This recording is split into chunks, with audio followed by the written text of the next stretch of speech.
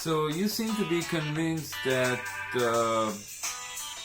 all these tools of artificial intelligence are going to be granted to the individual.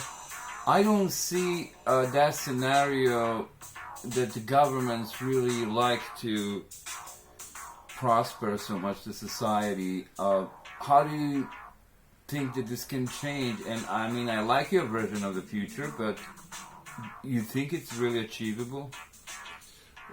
There are not only going to be these new tools, there are going to be tools which are going to be made from these tools, and then there are going to be tools which are going to be made from these tools, which are going to be made from these tools, and there are going to be whole industries which relate to these tools. So it's going to, and like everything else, the industry will drive the motivations of politicians.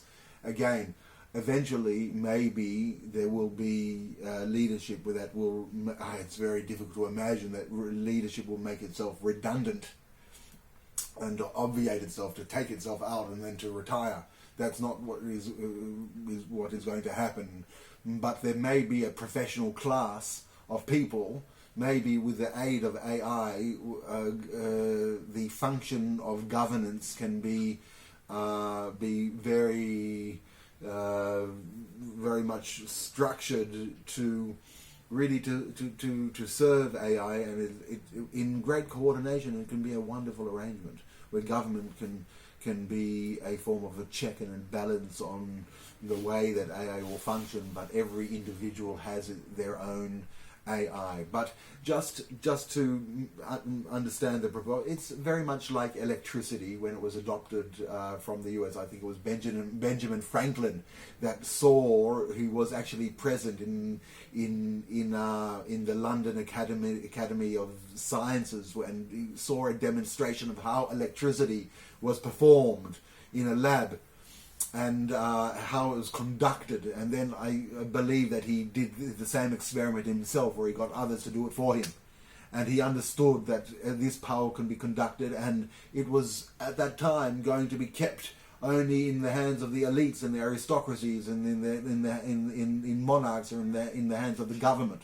But Benjamin Franklin made a decision that this wonderful, great power would be brought to the hands of every individual in the United States. I mean, and they set up the networks, the infrastructure to provide electricity to phones. It started slowly, but they're laying down the infrastructure, and that is what made America what it is. It made it, not only was it entrepreneurs, and not only was it pioneers, but it was pioneers using other fields of energy, and using also the fields of rights, given rights to people that require that the energy is laid down to them and provided to them, and also the other types of innovation which require the checks and balances to ensure that governance provides that in the proper fashion.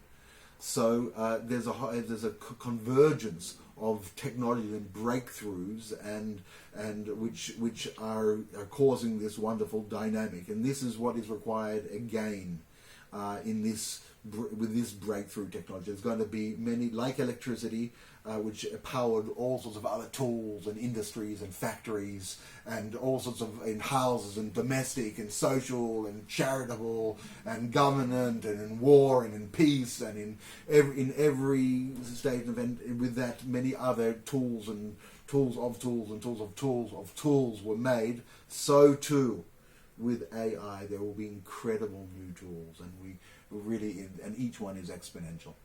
And because AI can repeat itself many times, you can make many, and we don't know where it's going to go. It really is what the physicists are talking about in quantum physics. There's infinite possibilities, and possibly infinite universes which can be powered by this incredible force which is coming from the cosmos, electricity. So I don't think, I think that it should be a wonderful friend and aid and lover of humanity.